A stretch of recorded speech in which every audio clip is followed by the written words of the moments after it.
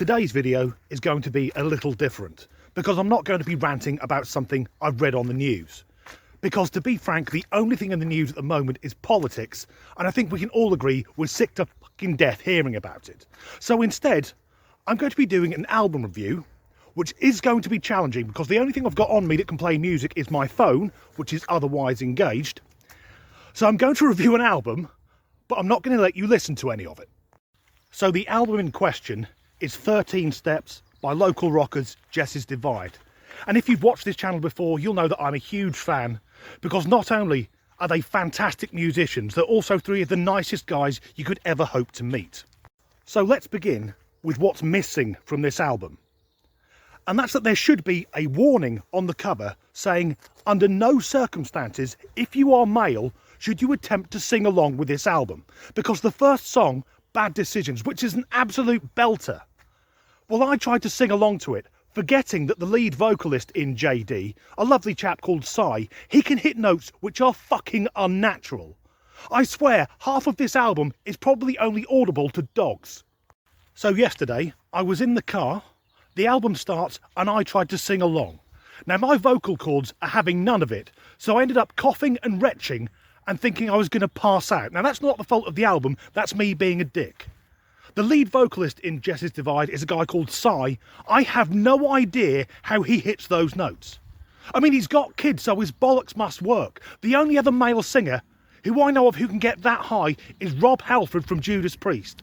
And that's a fucking compliment. Next up is Free Thinker.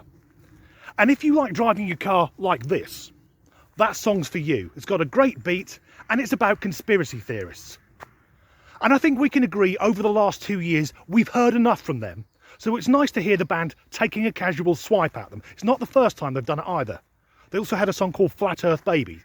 That was on an EP called Other Worlds Than These. And the video for the title track, well, I'm in it. I won't go through every song on the album, but if we get to track 5 called Fire, well, that's written about a porn star. And oddly enough, this isn't the first song they've written about porn. Jess's Divide are the only band I know of where I've gone to a gig, then gone home and got on Pornhub to do research. Up next is the title track, 13 Steps. It's my favourite song on the album. It's also one I learned very quickly. Again, don't try and sing along with the lead vocal. I do the backing an octave lower. But the strange thing with the album 13 Steps is usually when any band puts an album out, there's often a couple of songs which you can skip through because they're a bit shit. On 13 Steps, every song is an absolute fucking banger. And the thing is, you don't need to buy the album to listen to it. If you're a tight arse, you can go on Spotify and hear it for free. And who knows, if it gets played 50 million times, maybe the band will earn a tenner. And if I had to sum up what the album's like, well, it's a proper rock album with loud drums and bass guitar and screaming guitar solos. Proper music, like music was before everything went to shit. And none of the songs are virtue signalling, and there's no rappers cropping up midway through to fuck the song up. Again, proper rock music. And more than that, it's analogue. It isn't digital. It's been recorded with proper instruments rather than being created on a computer. And that means if you see the band live, they sound exactly the same as they do on the album, albeit by the end of the night, they often sound a bit drunk. And although the album has been a long time coming, which is also the title of track 4, it's been worth the wait. Because it's almost surprising to play a new album and think, hang on, this is good.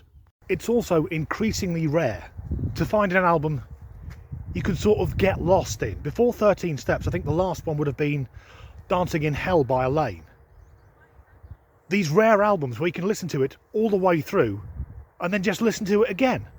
I don't know if my neighbours would necessarily agree with me on that, but they like playing loud dance music, and I would have thought by now they would have realised that's a bad idea, given that they share a wall with a guy who plays guitar in a heavy metal band. So there you have it, 13 Steps. I give it 10 out of 10, and if you buy it, you're supporting a proper band, not some faceless corporation turning out meaningless shit. Not a faceless corporation turning out meaningless shit. That's a quote that will get me a job on the radio. So that video was a bit different, and if you don't like rock or metal music, well, tough shit, to be blunt. As ever, thanks for watching. Bad decision. No. Bad decisions. Don't. Bad decision. No, still can't do it. How does he fucking do it?